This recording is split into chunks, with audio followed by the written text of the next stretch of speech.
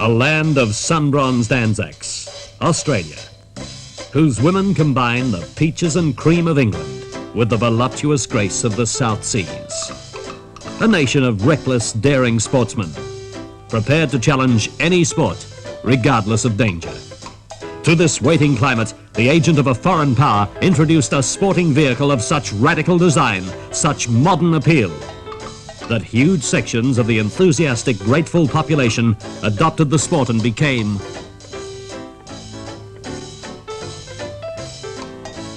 waterlogged.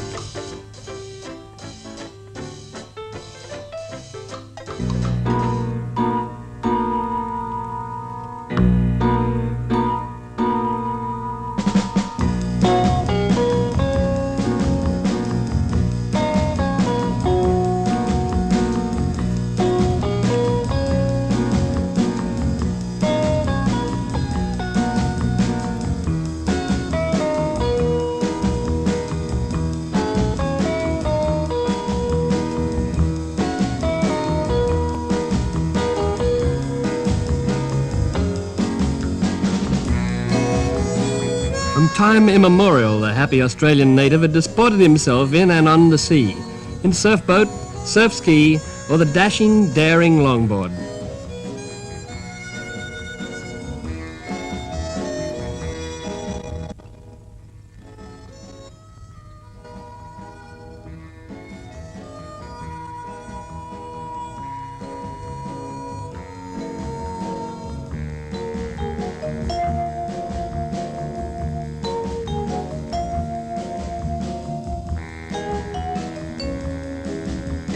Some, for reasons known only to themselves, go to sea in yachts, and in manly, joyful fashion bring up their lunches over the 600 miles of howling sea from Sydney to Hobart.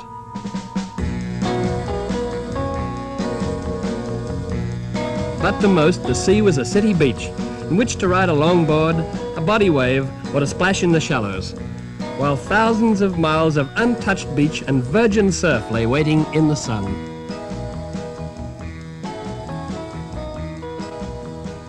Then, in the dreadful days of 1956, the barbaric hordes of America invaded the land with their deadly new weapon, the Malibu.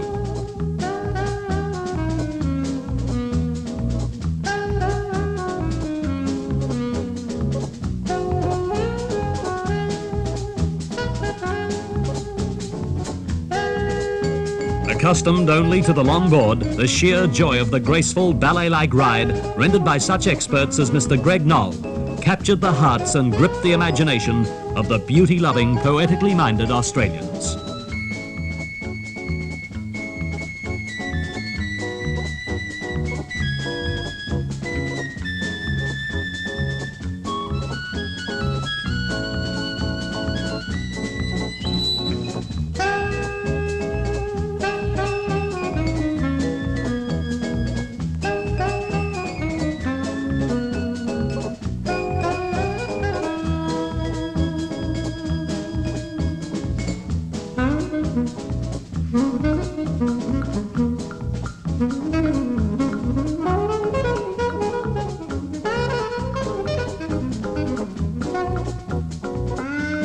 Hey, you guys, you've got to get with it. And the more responsible, mature element got with it.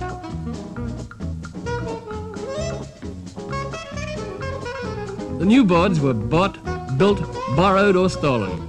The Duke had spoken. New forms of modern transport carried the new form of sport. And boards were custom built already, till makers couldn't meet the demand. There were, in some areas, small pockets of resistance. I mean, it flies in the face of tradition, old boy.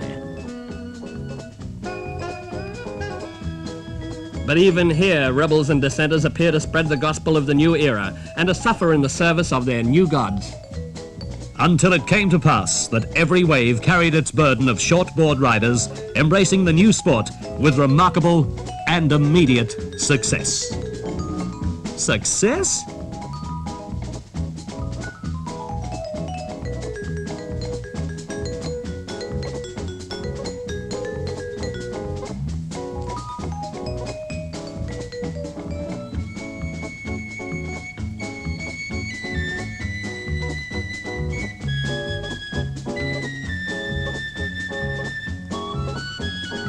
Out of the chaos, there began to emerge a group of young kids who saw a future in this toy they'd been given, a future that would change their whole lives and open up a whole new field of achievement.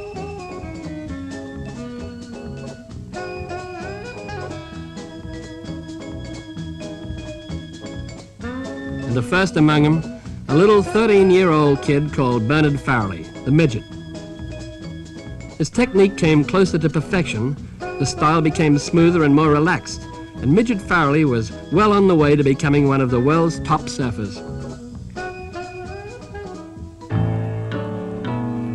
Another to see the far-reaching potential was Robert Nat Young, who found an immediate talent and ability in the surf that showed itself in his very earliest attempts.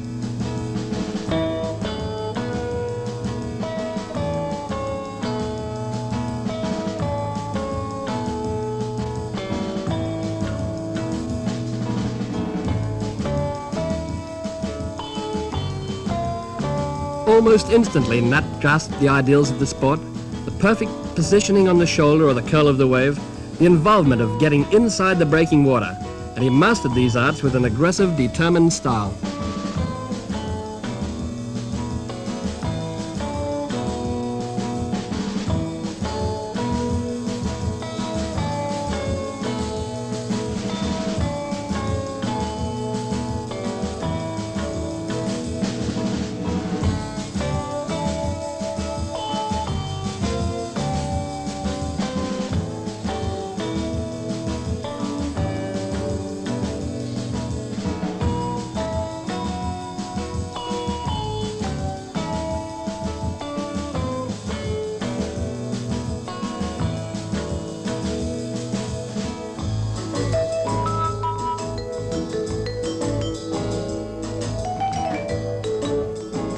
A temporary change in hairstyle could change the midget's appearance, but the style of the ride is unmistakable.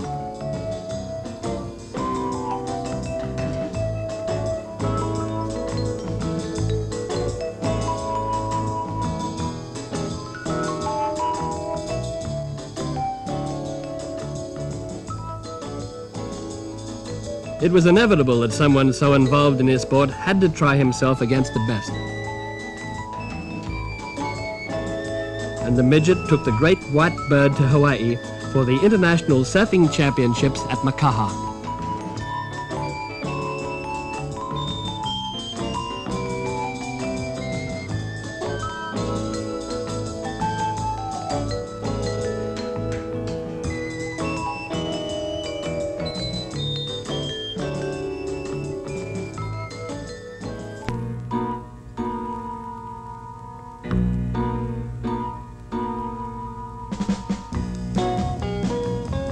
No matter how cynical you get about the tourist trade, Hawaii gives it all a new meaning.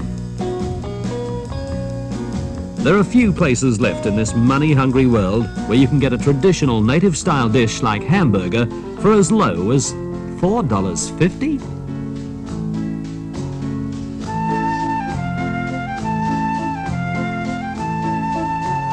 If there's enough of you to raise the freight, you can enjoy the thrills of the big tourist cats while you relax and work out that for the hiring price in Australia, you could have bought the boat.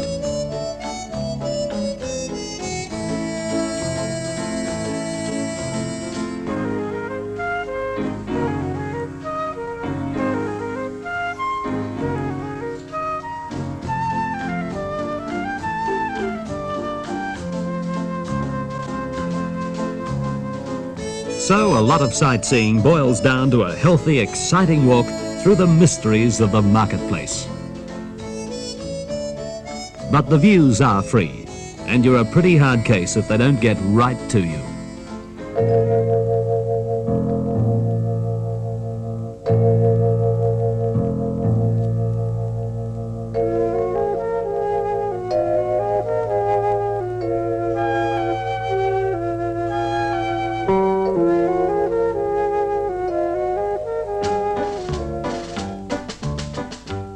A lot of surfers had arrived for the championships, and they got together to explore the surfing possibilities of the island of Oahu.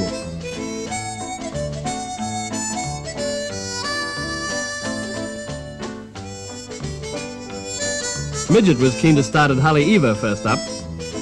California's John Peck had joined the group, with recent arrivals Nat Young,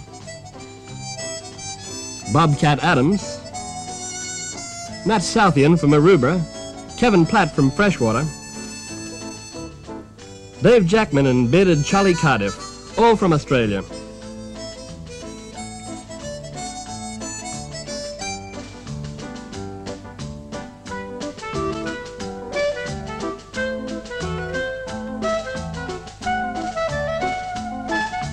Haleiwa is to the experienced surfer what Waikiki is to the tourist, the place to get your first feel of the Hawaiian mystique. Dave Jackman, clinging grimly to his board, gets his feel going over the falls. But to get the best from Hawaii, the surfer's got to learn to take the good with the bad. Midget shares a wave with a local. He leaves it to the other bloke, who didn't really want it anyway.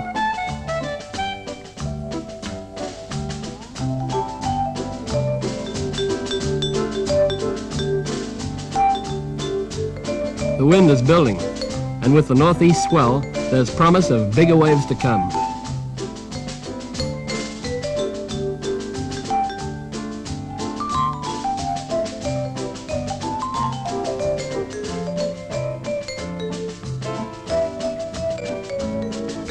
Charlie Cardiff, with a wind in his beard, finds the trade-torn waves tough going.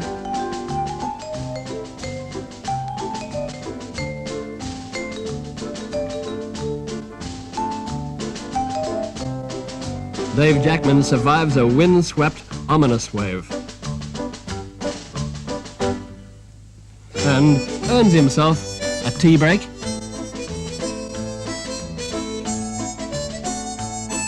Charlie drops in for 11s.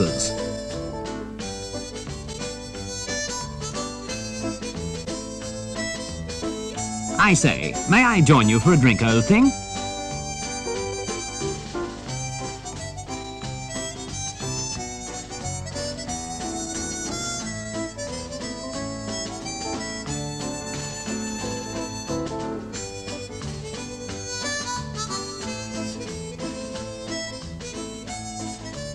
On a typical brilliant Hawaiian morning, the boys take time out to watch all-time hot performer Phil Edwards demonstrate his relaxed technique.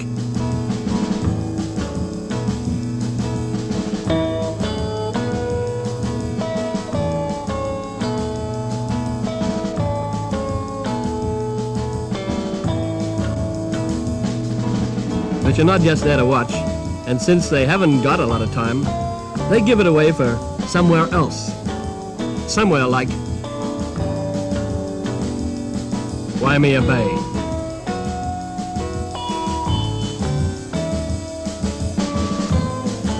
You could feel the tension there. Guys watching, talking in hushed voices. Photographers gathered as if they're waiting for a parade, or maybe a funeral. Waimea was really up.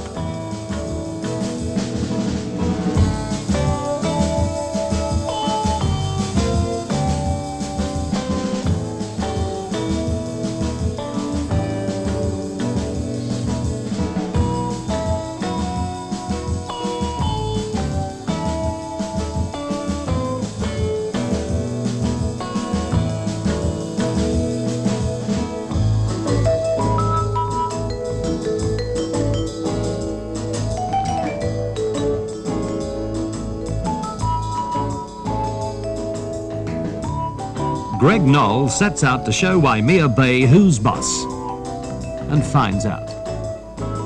Fred Van Dyke, who's been through it, gives a demonstration of hyperventilation, how to handle a wipeout, and the likely result.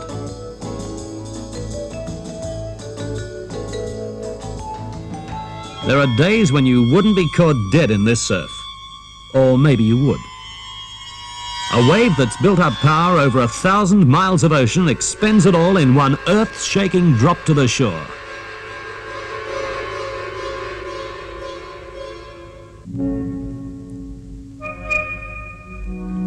In more rideable conditions, Dave and Midget paddle out to have a go.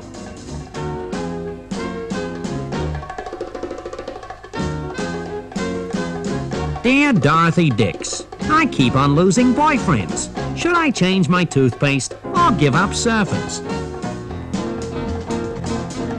Midget takes the drop and stays down.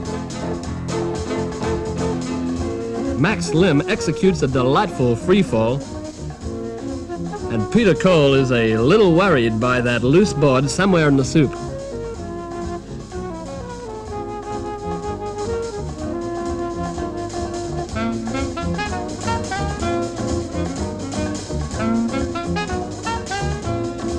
Dave Jackman does well on a smaller wave, and the bull shows the new chums how not to.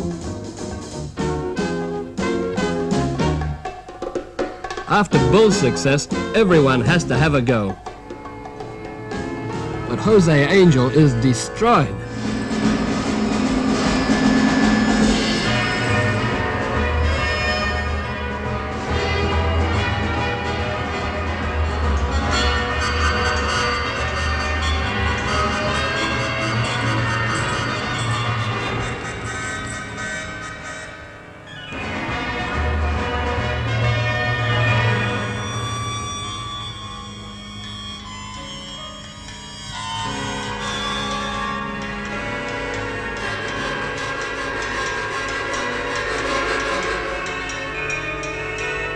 Curran is really getting the feel. Almost makes it, but is smothered in the soup.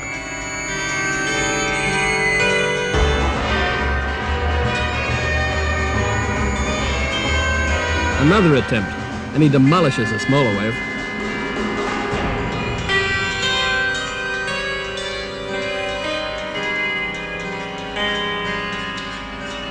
Mike Doyle takes off too late and gets gathered in by tons of Waimea whitewater.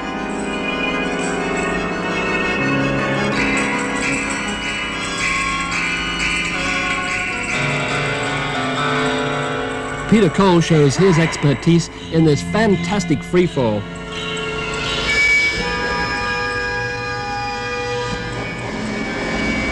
Midget finds the only really safe place in the bay.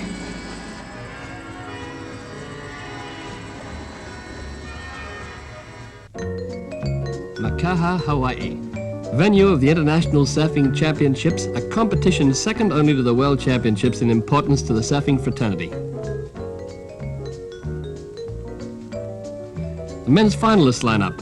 Among them a young Australian, Midget Farelly.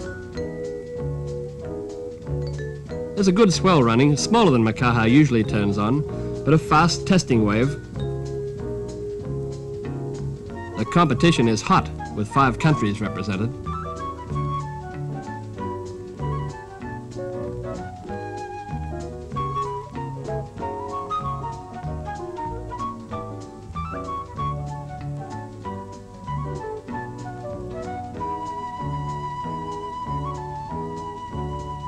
Farelly performs well. Practice has developed a relaxed, confident style, and his technique has become precise but fluid.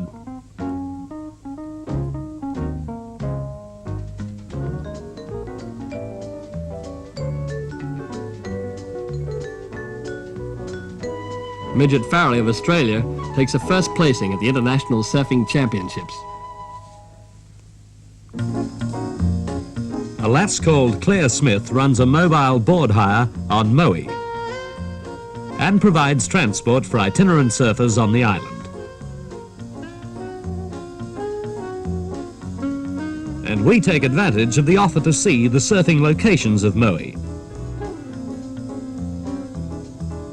Across the 9-mile channel rises Molokai, the Isle of Lepers. One of the most beautiful spots in Hawaii is Honolulu Bay.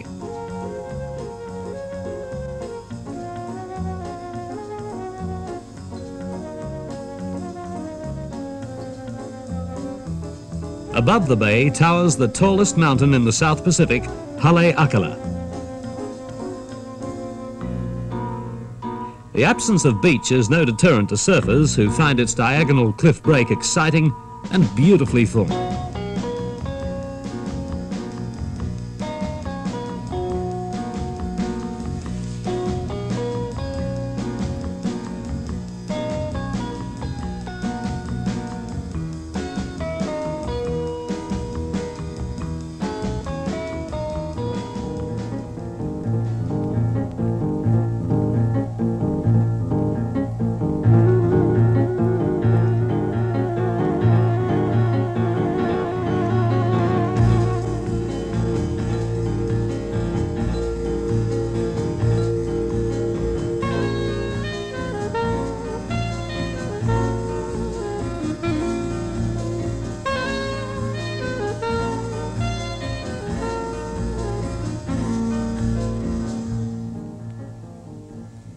Mudge Calhoun drops in for a wave, and Nat Young surfs the clear, glassy swell in the early morning light.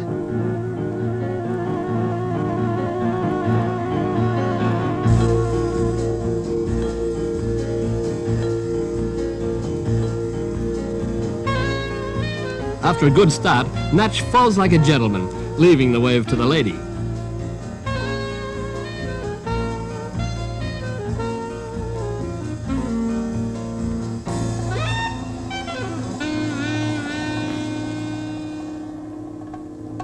Midget body surfs, looking sort of naked without his board, and Kev Platt rides the same wave in the cool green water of Honolulu Bay.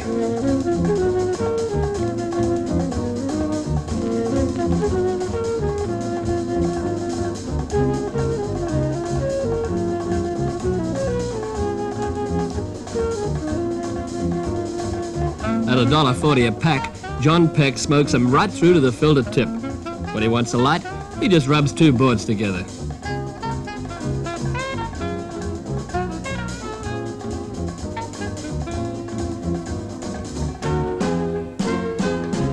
Nat navigates a fast sectioning wave and pulls off mildly pleased. Honolulu Bay, Maui, the island of valleys. Well worth the tough trip back to the road.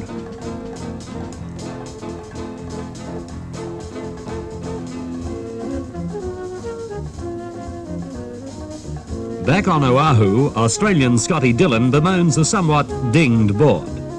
And the reason? A wipeout at blustery Sunset Beach. Lots of fellas were a bit over-optimistic about their chances of getting out. Nat Young on the inside rides his first big Hawaiian wave with a loose board somewhere in the super stern. On his second wave, still well inside, he loses control and wipes out. And it seems like an appropriate time to go in for lunch. Timo Hollinger was red on the waves of Sunset and rides a big swell with easy style.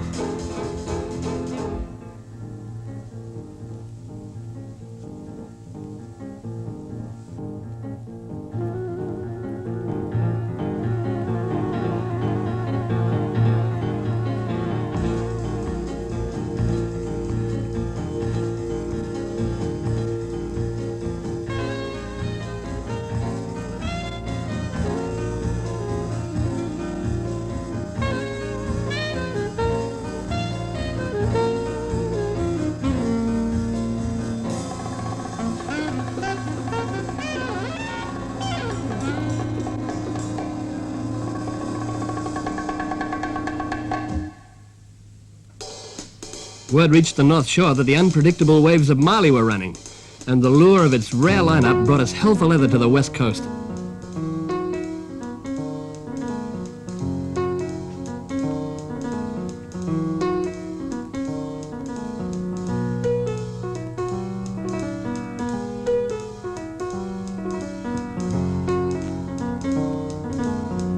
Freddie Hemmings bustles his way through the inside line.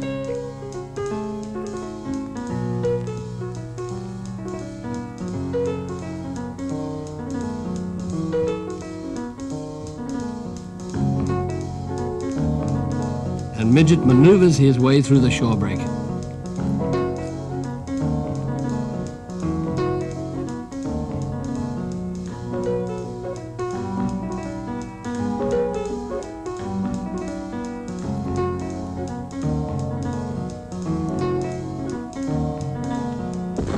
Way outside, the kind of scary but beautiful cloud break hurls its soup into the sky. Oh, very good. Long soup.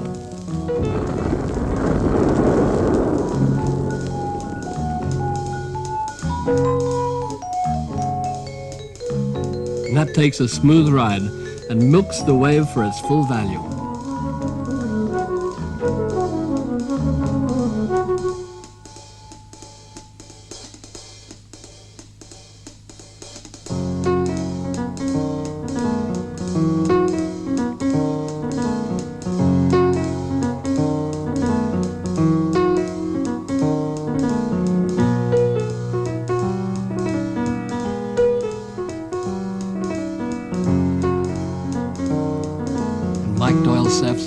lost in the spray. It's rides like this that really stoke you, and the boys were keen to try themselves out in other places.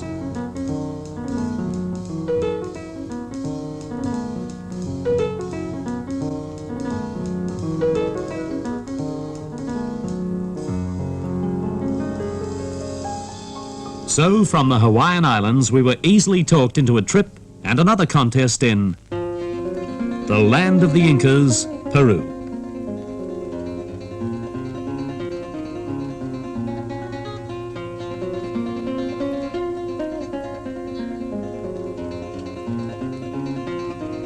Although I guess you never think much about it, Peru has its surf too.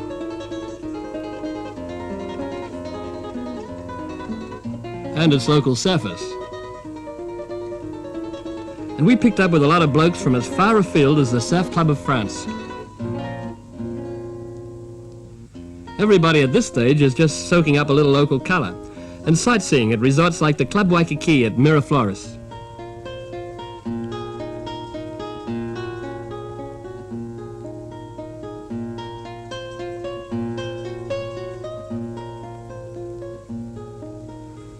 Some of our local hosts want us to look over the old city of Machu Picchu, and we travelled quite a few miles over the hot arid desert into the foothills of the Andes Mountains where the temperature drops dramatically in the raw mountain air.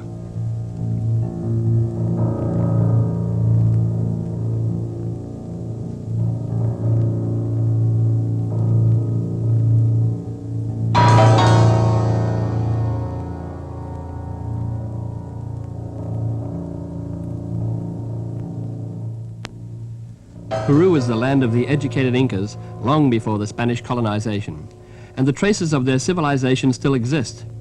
But a trip to the old native ruins is not for the chicken-hearted.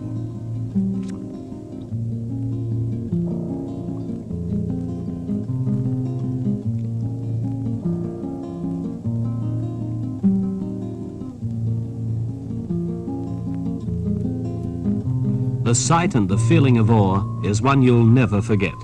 Machu Picchu, the age-old city of the Incas, shrouded in the Andean mists.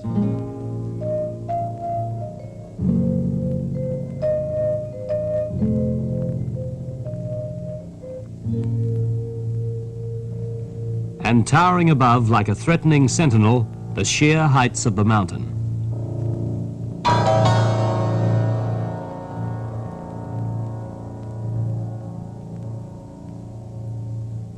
The local Indians are direct descendants of the Incas and tend their flocks in the raw mountain air as the peasants have done for centuries.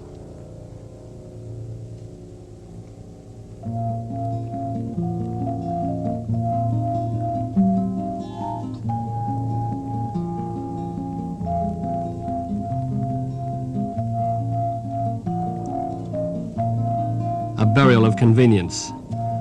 A roadside grave for a road victim.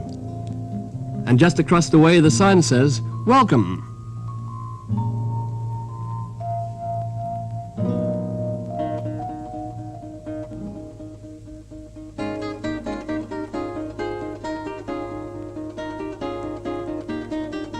In the Indian markets, you can buy anything from llama milk, fruit or meat to ptomaine poisoning.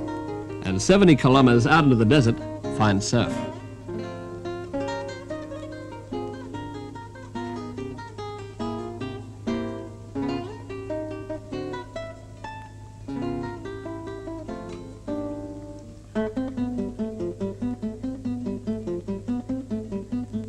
The water is surprisingly cold due to the influence of the Humboldt current, while the air temperature reaches the hundreds.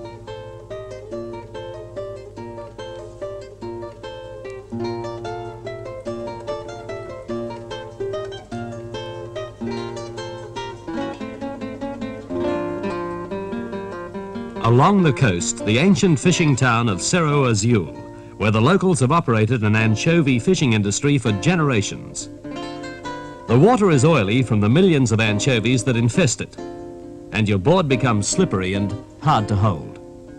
Nat wanted to surf through a century-old pier, and did, although we suspect that only the fish are holding it up. And where there's fish, there's always a bird or two.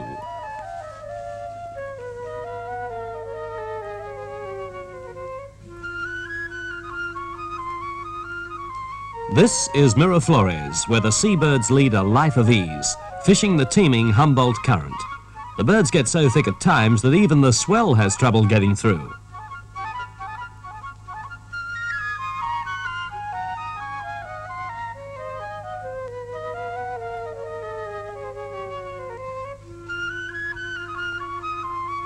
And Peter Troy, who's knocked about Peru for a while, reckons it's advisable to either wear a hat or grow your hair long.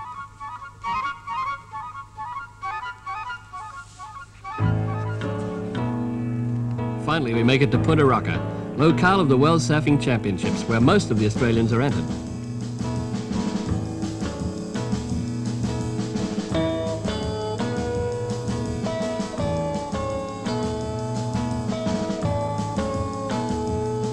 Finalists for the men's championships line up.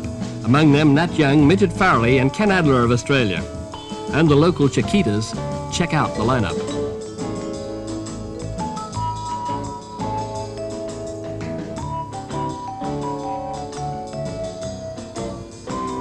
The early riders in the finals surfed through the weird, dappled Peruvian waters. None of the visitors felt comfortable in the kind of scary conditions.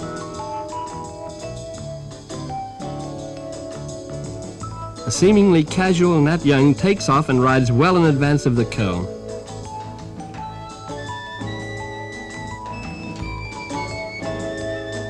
Off Punta Roca, the current sweeps into the shore and the black lava bottom gives a brooding, eerie aspect to the sea.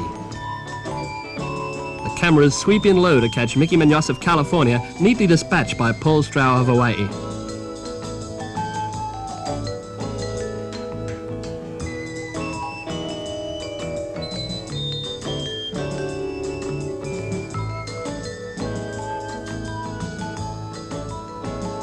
A second wave to Nat Young, followed by Fred Hemmings, the reigning Hawaiian champion.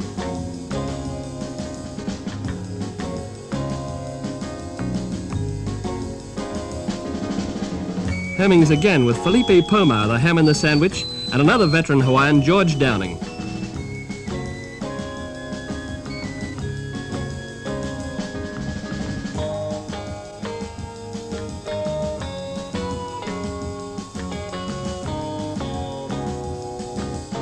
Downing and Pomar go down to Hemmings' better positioning. Feeling the strain of the unusual conditions, Nat leaves the water. It's Felipe Pomar who takes the crown.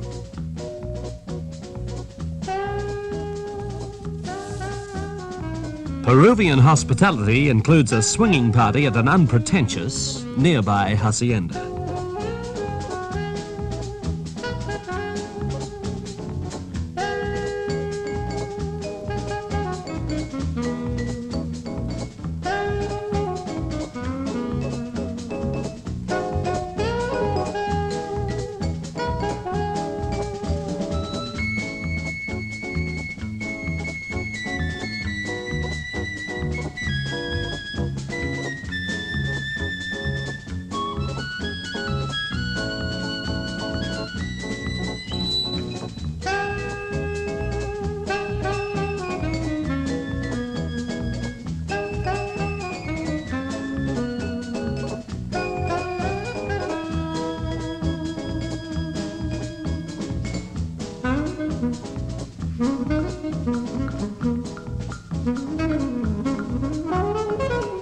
When the time came to leave Peru, Nat was able to take away a few of the minor trophies. And there was still time on the way home for a short stop in Ecuador.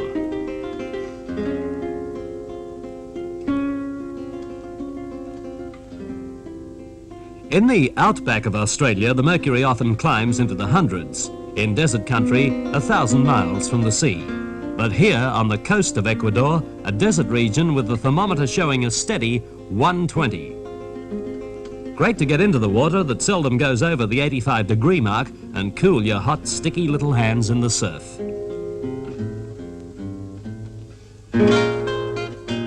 American Mike Doyle keeps his cool the same way. Ecuador is the only place he knows where a guy can sweat underwater.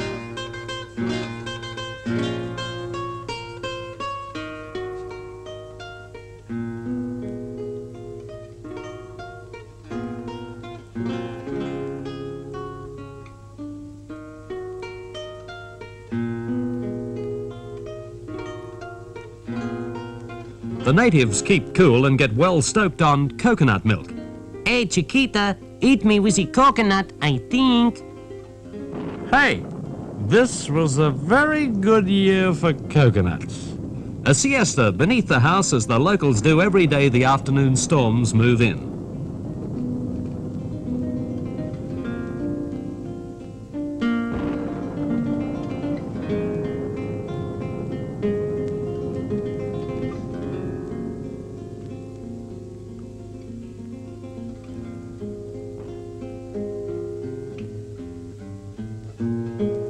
And time to contemplate that this is the end of the trip. Time has finally run out, and tomorrow we head for Sydney and home with a fair bit of curiosity about how the place has been getting on without its favoured sons.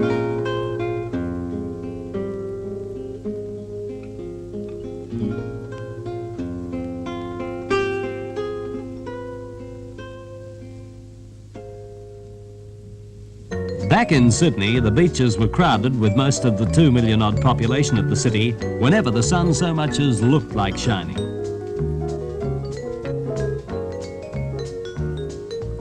Summer or winter, surfing or sunning. There were cute little winners and triple spinners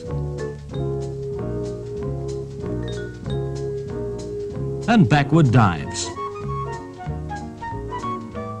and hanging fives. There were football cranks and visiting Yanks. Those grimy things.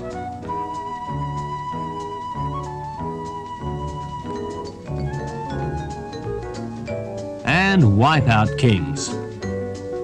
All caused by the teeny, seductive bikini. With the bikini came crowded beaches and the safari. A surfing walkabout to find the uncongested beach, an unsurfed lineup, the perfect Australian wave. With Australia an island continent set in the South Pacific, countless locations lie waiting, many of them never before surfed. On the east coast, from Bells in Victoria to Double Island in Queensland, names like Crescent, Angourie, Byron Bay, Noosa draw surfers like magnets.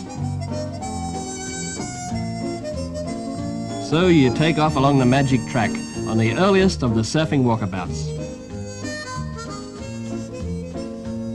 Disturbing the wildlife, occasionally forced to make a U-turn,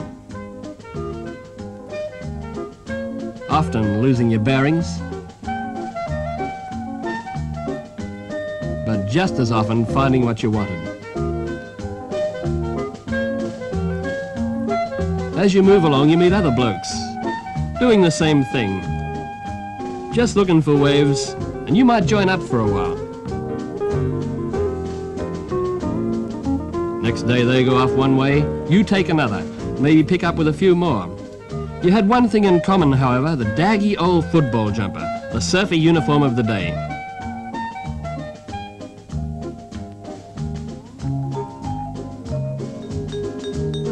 Some found value at places like Bells Beach, Victoria, where the colder climate kept the locals out of the water unless they had a wetsuit or room temperature blood.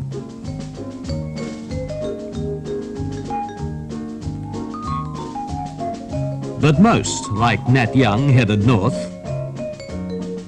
And with good mates like young Bobby Brown, discovered for the first time the joy of having it all to yourself in the mild climate of Angourie on the New South Wales north coast.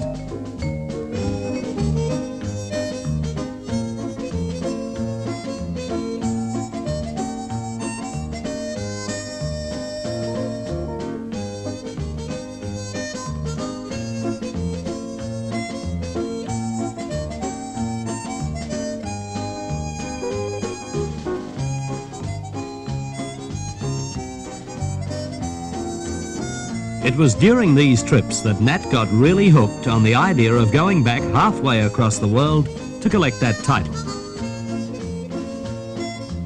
But gangly kids are just gangly kids, and future world champions are just chicken.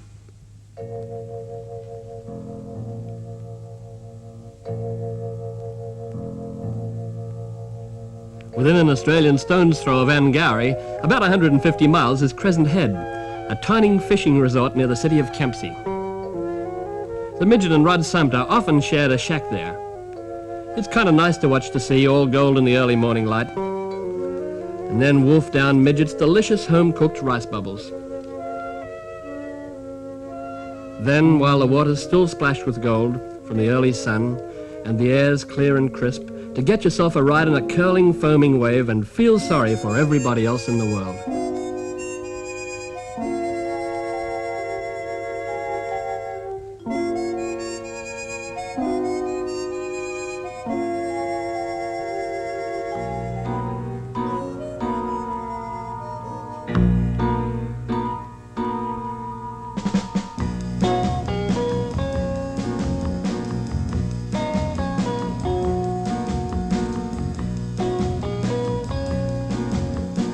In the shore break, Midget all gassed up and inside the wave.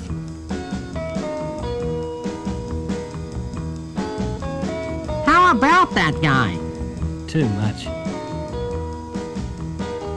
Midget Farelly, Australia's first world champion surfer at Crescent Head, New South Wales.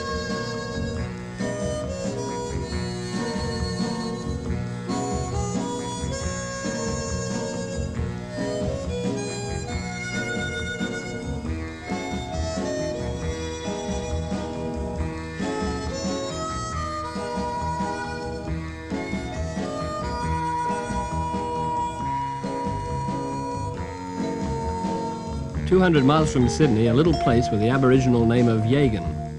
Along a bush track miles from nowhere, a farm where the annual wool check is bolstered by a charge of 20 cents a surfer for the privilege of using one of the few private beaches in Australia. At that time, 20 cents represented the day's lunch, so you wanted something good for your money. And at Yagan, you were seldom disappointed.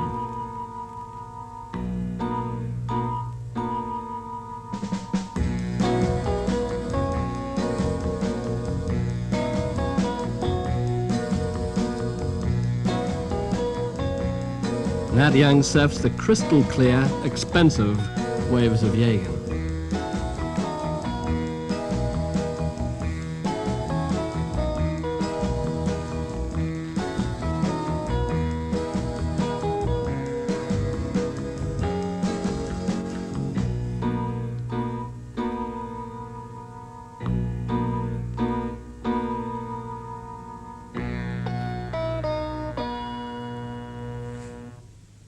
You need a black tracker and a cut lunch to get through to Green Knob, and you won't find it on a map.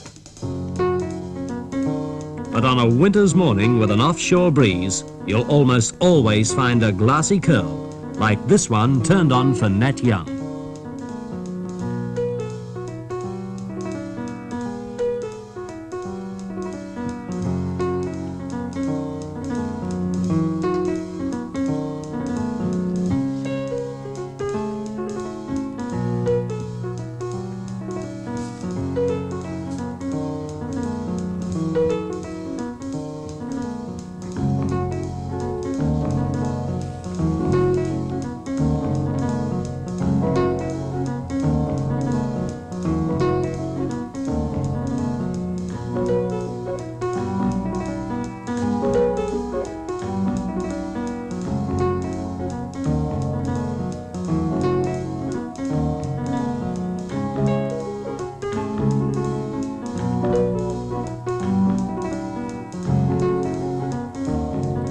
Names like Greenmount and Currumbin near the Queensland border are more familiar to the tourist.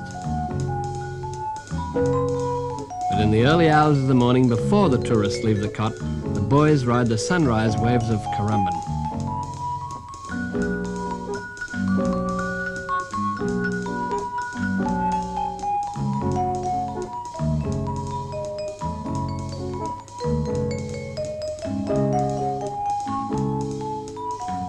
Here on the lee shore Gold Coast beaches, in the winter, you can be sure of a consistently good wave almost every day.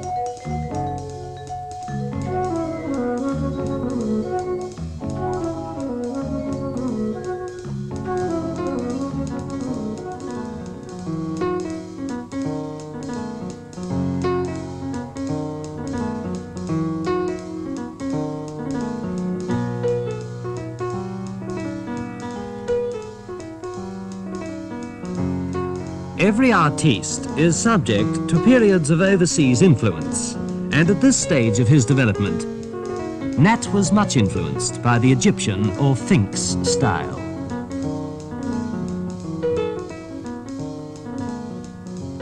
When a sea breeze is in and the surf's off, everyone usually decides to take off for places further afield. This way you fit in a bit of sightseeing without wasting any worthwhile surf. When a sea breeze does come in on the Gold Coast and flattens the surf, a lot of the local boys rack up their boards and take to surfing catamarans at Kirra Beach.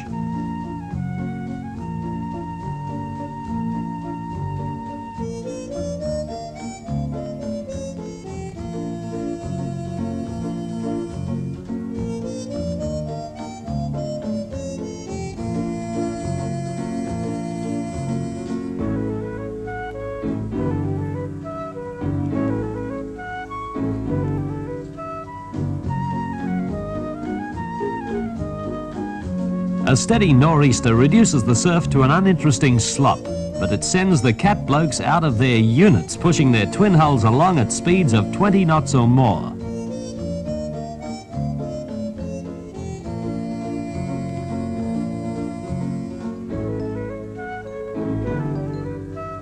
It helps if you've had some surfing experience if you want to get back to the beach.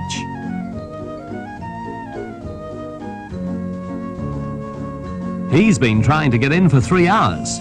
It's not that he's not enjoying it. He doesn't want to miss Batman. Ah, well, wonder what's on telly in New Zealand.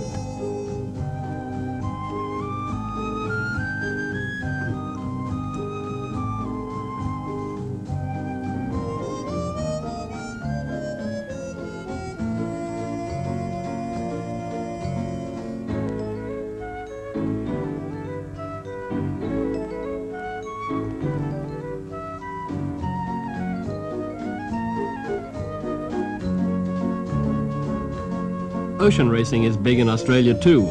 These boats are competitors in the Rothmans Trophy Series, trials for the Admiral's Cup Challenge that Australia won in 1967. A half-day's drive south from Kirra is Lennox Head. The headland was already occupied by other surfers on walkabout. And we met Sydney-siders Barry Argandris and Wayne Burton checking out the lineup.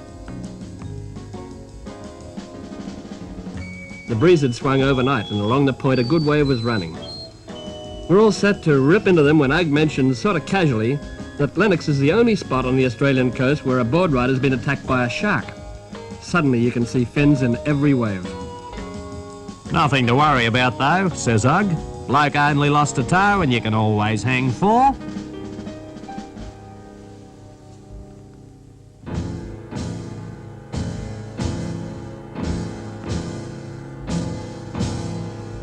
Shark, a word that strikes cold terror into the hearts of those that use the seas. Every year, professional meshers take huge hauls of these potential man-eaters from the coastal beaches of Queensland and New South Wales, marauders that spawn and scavenge in the warm waters of bays and estuaries.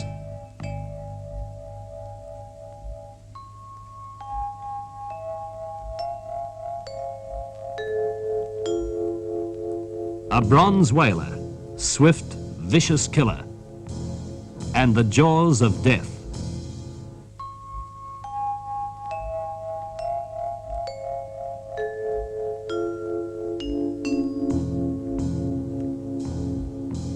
Incredibly ugly, a once savage hammerhead drowns itself in the entangling mesh of the net.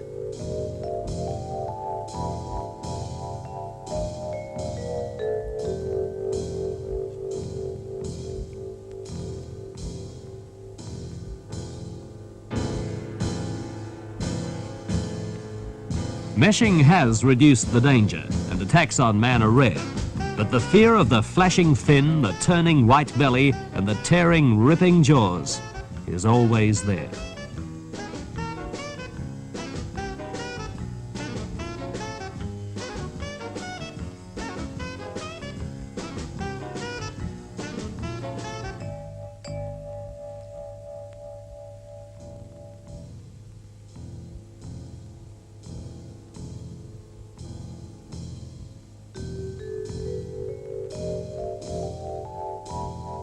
To these voracious killers, anything is fair game, and there are no rules against cannibalism.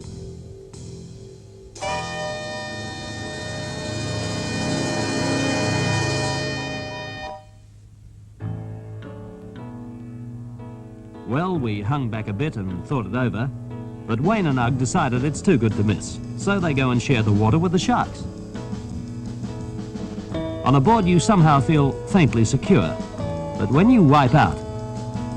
Hey, has anyone seen Ugg lately?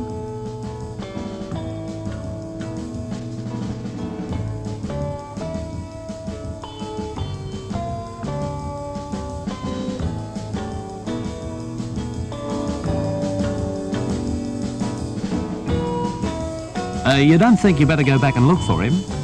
Wayne? Wayne? Oh, can't hear me.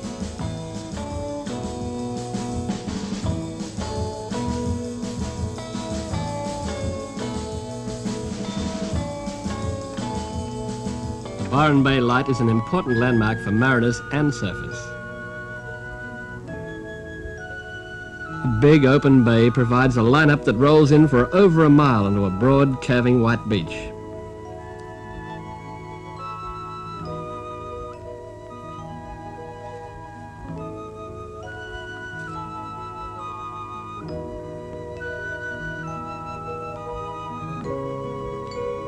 Nipper Williams is a regular at Palm Valley, one of the bay's best locations. Nipper's an oldie, well into his 20s. Still remembers the longboard his father gave him for his second birthday. Had to wait till he was 3 before he was big enough to ride it.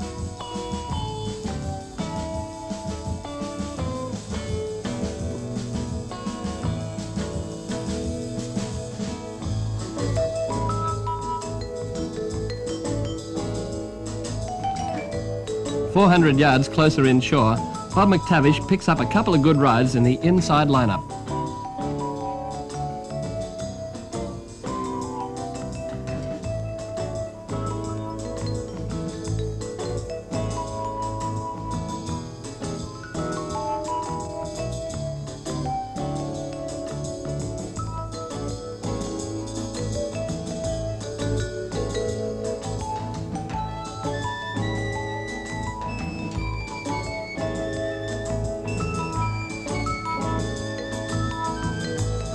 Well, it was good, but not that good.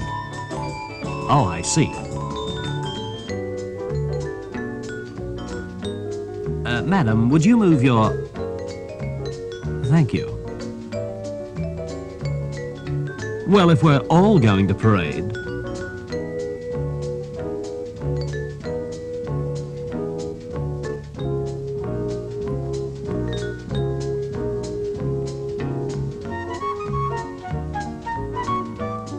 Yeah, there's still plenty of value left in Palm Valley in the afternoon. And Nipper's going to keep at it until you can't see the whites of his bloodshot eyes.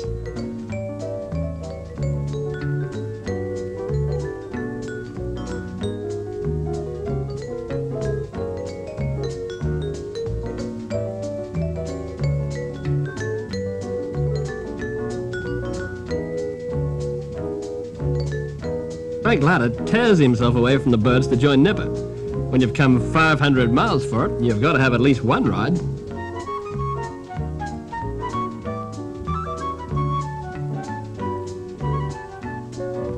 And just one more for Nipper, who's already a little bit late for lunch.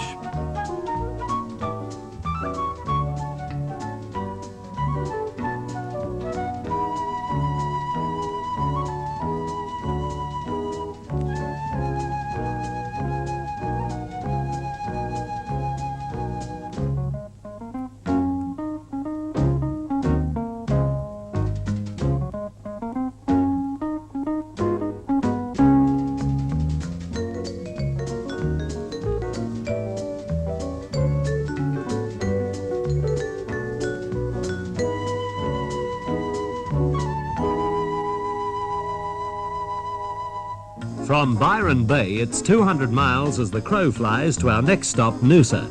But today the crows are flying fast and high over a bushfire raging on a 20-mile front. Well, try it if yous like. But if it was me, I reckon I'd take the long way round.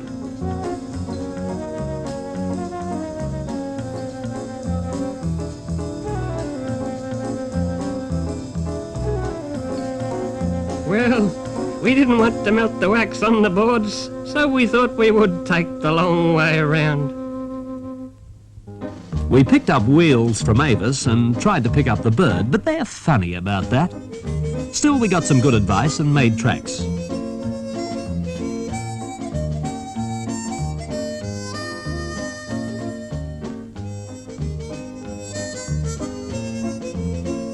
This magnificent vessel, known affectionately as the Damn Pity, carries traffic, if any, across the Noosa River. What will they think of next? Peter Druin had joined us, and he was trying to remember whether he'd paid his insurance premium. The rest of us were just glad we didn't own the cars. We were all kind of relieved to get back on the bitumen again.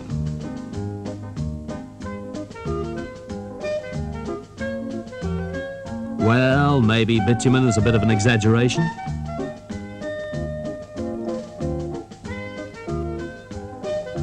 Miles of carefree motoring along the modern, well-cared-for expressways, just like in the tourist brochures.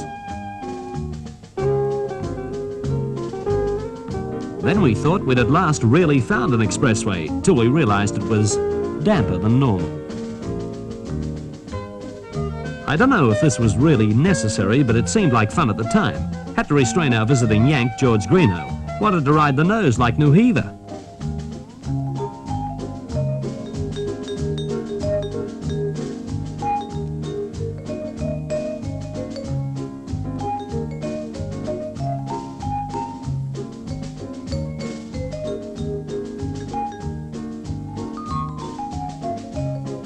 Greeno got a bit sulky, so we let him carry the gear, and the Warriors marched ahead.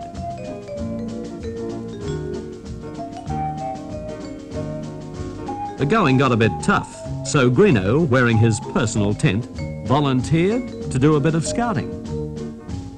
And there over the point, Harvey Bay, the great rolling big bay of the Queensland coast. We'd all worked hard to get there, and it was pretty hot. So we let Greeno mind the gear and we clambered down for a few waves.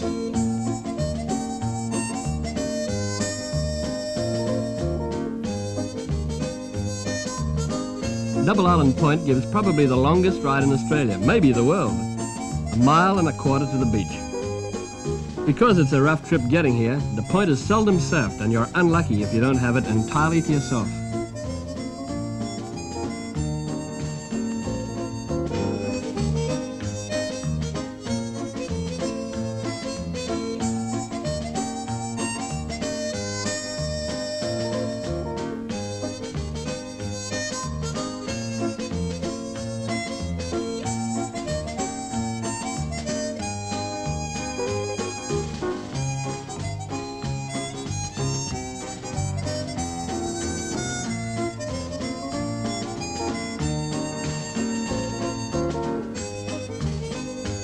But you can't surf all the time, so we put on our tourist boots and looked over the local dairy industry.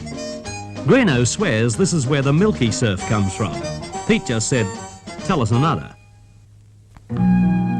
Within the Noosa area is a quiet, sheltered bay with the trawler's moor, protected from the cyclonic disturbances that often hit the Queensland coast. At first it didn't seem to offer much value. But just around the headland on the point, a group of surfers were making the most of a day designed for surfing in the long, glassy waves of Tea Tree Bay.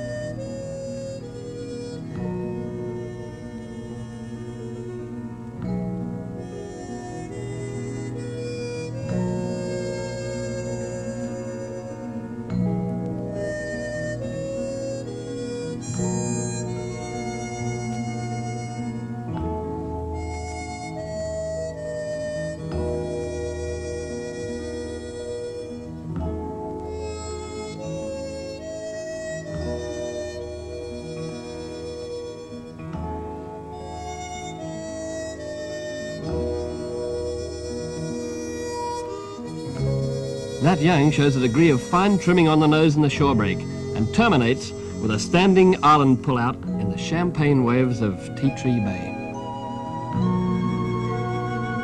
But the locals rave about a place we all wanted to try, a place called Johnson's Beach. In the protected bay, the waves are never more than 2 feet high, but with a perfect tubing shape over water only a couple of feet deep. You gobbly little pint-sized... 400 yards out, there's something funny about the water. You built a hole in it, and it fills right up again.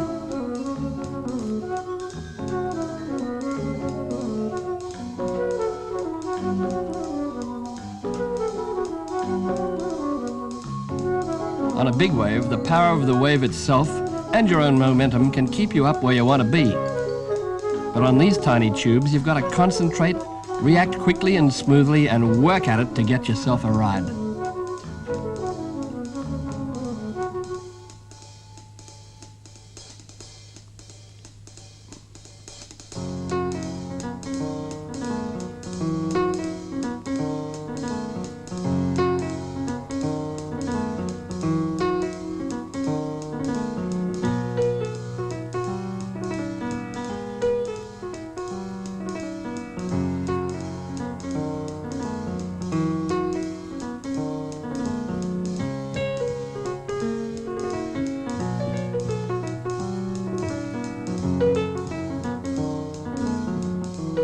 Are you going to play around all day in those Mickey Mouse little waves? She's got to be kidding. Ah, well, they'll never understand.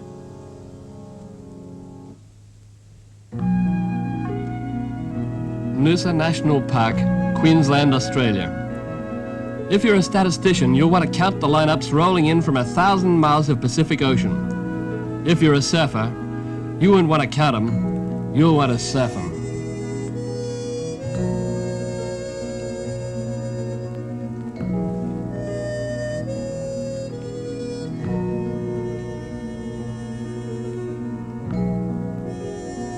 The last day of our trip finally comes around, and National Park Noosa turns on.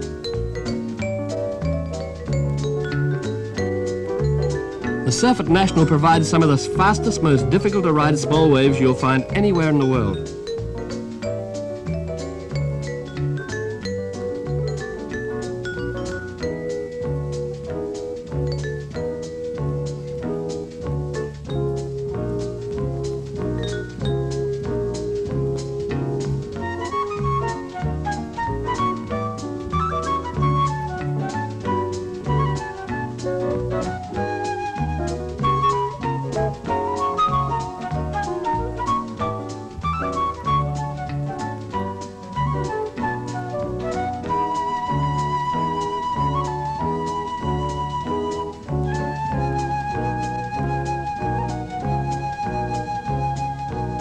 Nat Young is in there ripping as though waves were going out of fashion.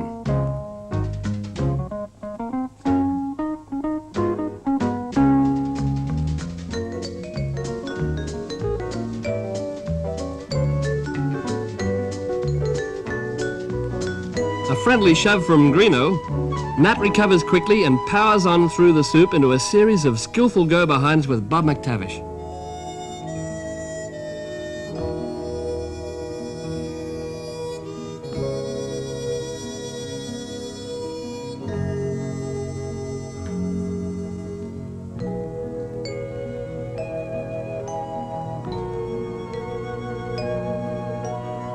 As a contrast to Nat's involved powerhouse style, watch Bob McTavish cut around the sections,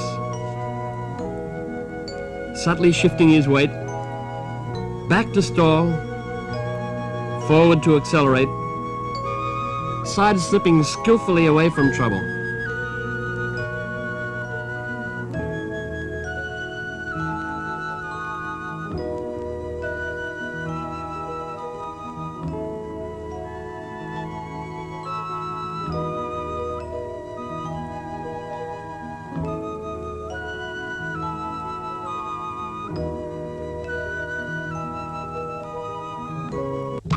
No one in his right mind would fly to the States without a stopover in Hawaii. And with the World Championships coming up in San Diego, we had all the excuse we needed for a second quick look on the way through.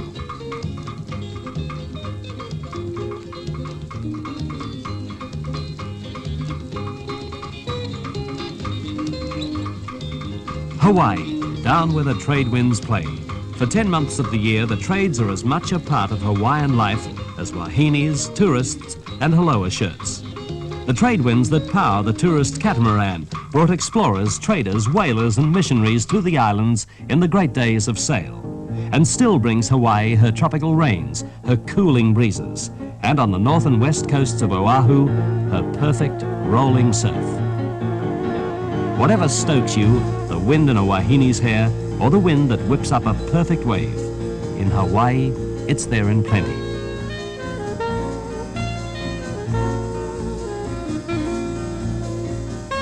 Like surfers all over the world, Peter Druin had his own personal dream of Hawaii ever since his first Dorothy Lamour movie. The fellas who've made the trip come back with that glazed, misty look, and it's weeks before they come back down to earth. There are stories of perfect waves, warm crystal waters, of sun and wind and spray to drive you out of your unit. So, like Peter, when you experience it for the first time, it's all your birthdays come at once. But you just give yourself up to the sheer wild joy of the Hawaiian surf.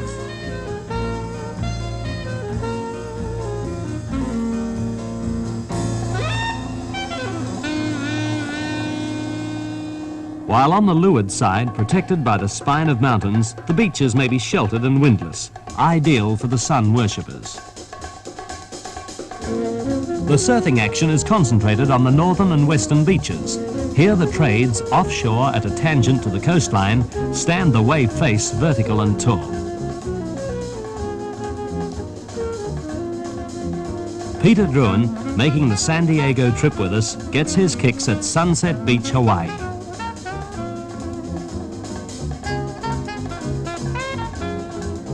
And his first Hawaiian lunch.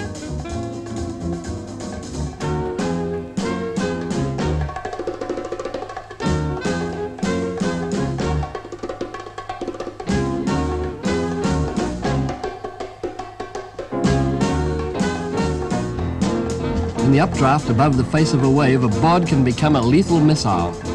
And in the turbulence of the wave, its fine-edged rails can deal out a vicious belt. And this one spells the ruin of Druin.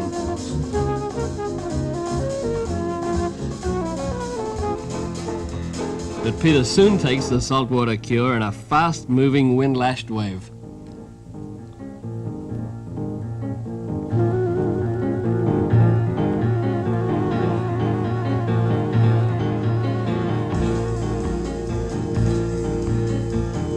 They're a weird mob, these storms.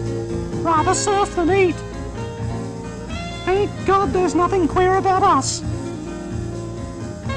Is there? With a rising groundswell like this, it's a fair bet that the pipeline will be up, and the glasses show an awesome, terrifying sight.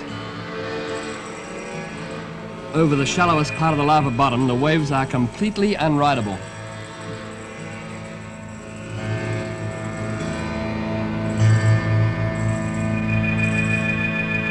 But some guys just have to find out for themselves.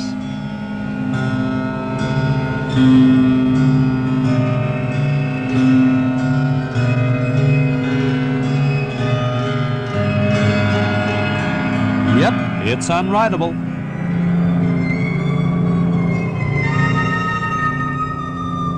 There are days when the pipeline has a less deadly aspect, and American Larry Lundbeck finds a workable body wave.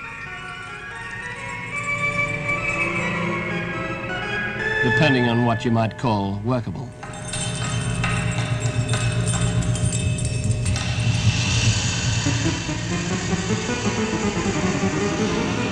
Larry takes off and takes off. Oh, fun. Anyone for tennis? Back in Australia, We'd made our pilgrimage to the surfer's mecca, the pipeline.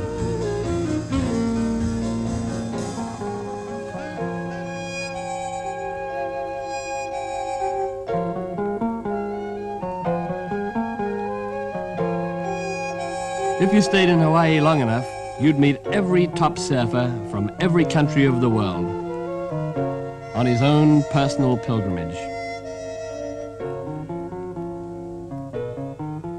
But we had a hot date in San Diego, California, with more star surfers than had ever gathered in competition before.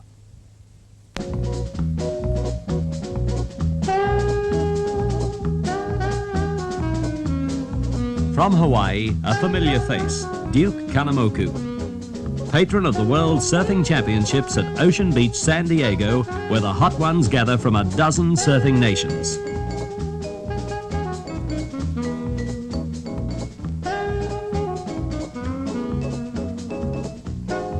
Peruvian Eduardo Arena, president of the International Surfing Federation. Hoppy Schwartz, president of the US Federation. Radical United States champion David Nuhiva. Leading American contender Skip Fry. An unidentified Diners Club member. Corky Carroll in fetching Mama Doyle hat. Rodney Sumter, United Kingdom champion. Mike Doyle, US AAA surfer. Rusty Miller and a very little girl with big muscles. Margaret Smith, South African women's champion. Joyce Hoffman, winner of the women's title. A clutch of birds suitably attired and suitably impressive, both spectators and competitors.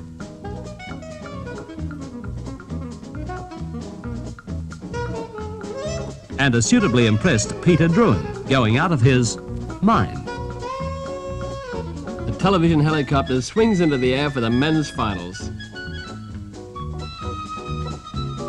And reluctantly, we drag our eyes back to the surf, where Nat Young works hard for his first wave, a long way from home and looking for a title.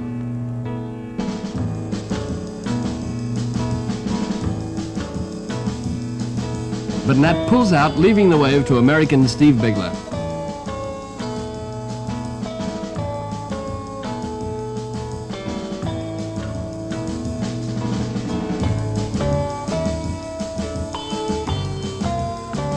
The surf is small and disappointing, particularly after Hawaii. Nat goes left, looking for variation in the wave. Paul Strow of Hawaii, one of the best of the big wave riders, is out of his element in the small swell.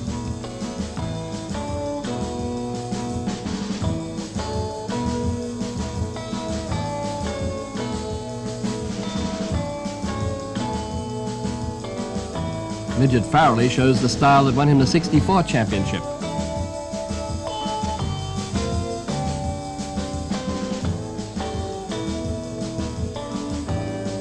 And comes in well pleased with his performance.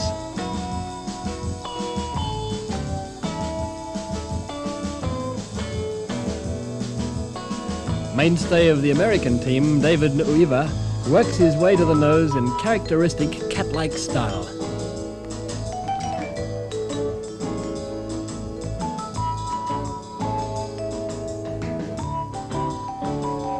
Peter Druin rips into every wave as though it were a 20-foot bone crusher. Aggressive, involved and determined.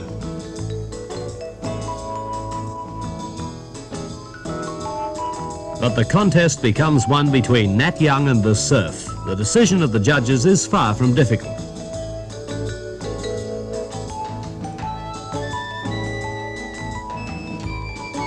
A short delay. And Robert Nat Young of Australia achieves an ambition and takes first place on the winner's dais. The Duke collects a kiss, but it's Nat Young who collects the trophy and a Chevy Camaro sports to the top man of the new era of world surfing.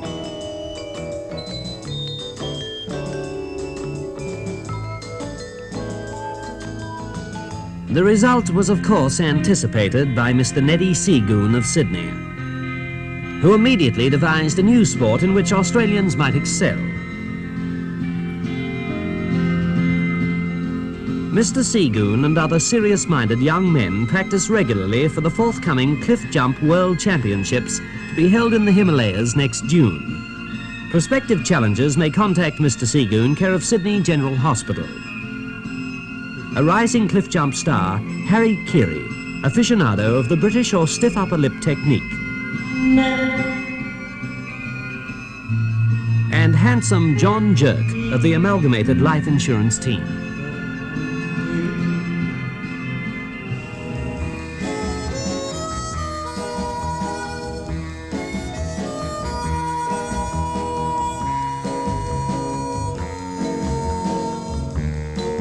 All along the sunburned coast of Australia, a new generation of sun-tanned kids emulate the oldies who have achieved the ultimate in the surfing world. A new generation who ride a white horse with a skill and natural aptitude beyond their years. A generation that will provide the Midget Farelleys, the Nat Youngs, the champions of the future.